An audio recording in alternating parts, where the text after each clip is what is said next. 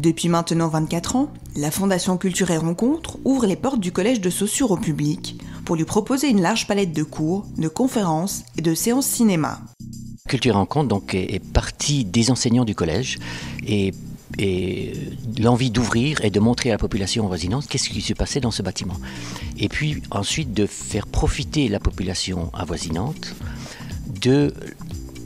des possibilités qui sont données par un bâtiment de ce type-là, c'est-à-dire qu'il y a des salles, il y a des salles de cours, il y a des laboratoires, il y a de l'informatique, il y a un amphithéâtre comme celui-ci qui permet des conférences, et donc de permettre aux gens de venir le soir de 19h15 à 21h, suivre un cours au trimestre, au semestre ou à l'année.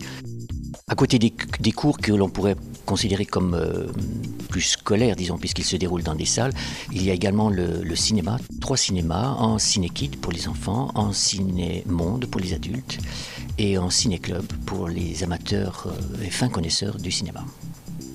Nous visons justement peut-être d'une part à faire des liens entre le collège et la population, entre l'école et l'environnement, mais également de montrer que cela ne s'arrête pas à l'adolescence avec une première maturité, mais qu'on peut revenir par la suite pour suivre des cours d'une manière beaucoup plus libre, sans un canevas académique ou des structures ou des devoirs, mais librement par notamment des cours de sculpture ou de peinture qui permettent un enrichissement qui est bienvenu. Monter une telle opération, s'il y a près de 1000 personnes qui suivent des cours, nécessite quand même une infrastructure importante. Et nous sommes soutenus dans cette infrastructure par 5 communes avoisinantes, dont celle de Lancy, qui a été l'une des premières à se manifester. Dès janvier 1998, un accent particulier a été mis sur un cycle de conférences scientifiques, organisé chaque année en partenariat avec l'Université de Genève. Cette année est la 14e année consécutive où ces cycles de conférences, donc qui regroupent 5 conférences habituellement, ont lieu. Ça a commencé en 1998, au moment où le peuple suisse devait voter sur la permission ou l'interdiction de continuer des recherches en génie génétique. À ce moment-là, on a reproché à l'université de rester dans sa tour d'ivoire, de ne pas sortir, de ne pas expliquer la problématique aux gens.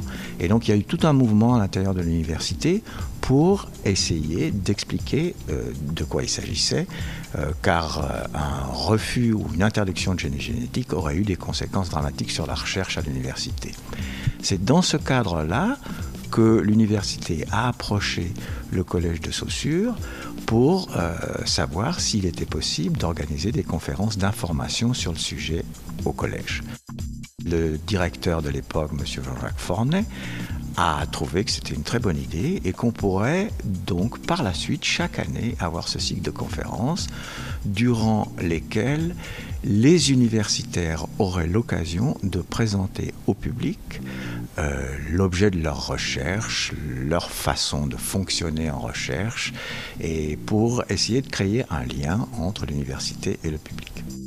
Comme vous l'a dit Laurent Roux, nous organisons ensemble ce cycle de conférences avec pour idée de donner au public la plus large palette possible de ce qui se passe d'intéressant, de passionnant, de nouveau à l'université, et surtout de leur donner la possibilité de rencontrer et de dialoguer avec les chercheurs. Et je crois que c'est une chose qu'ils apprécient beaucoup, ce contact assez facile, direct, et les discussions toujours très nourries qui suivent les conférences montrent que le dialogue est possible et qu'ils y tiennent.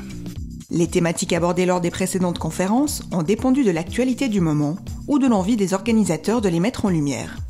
Culture et Rencontres a fourni l'organisation et également un public, puisque comme vous l'avez entendu, le public vient fidèlement le soir ici, et donc on a année après année un public qui représente entre 100 et 200 personnes à chaque conférence.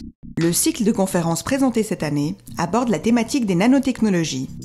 Ce sont ainsi 5 conférences qui sont prévues tous les mercredis soirs jusqu'au 9 février.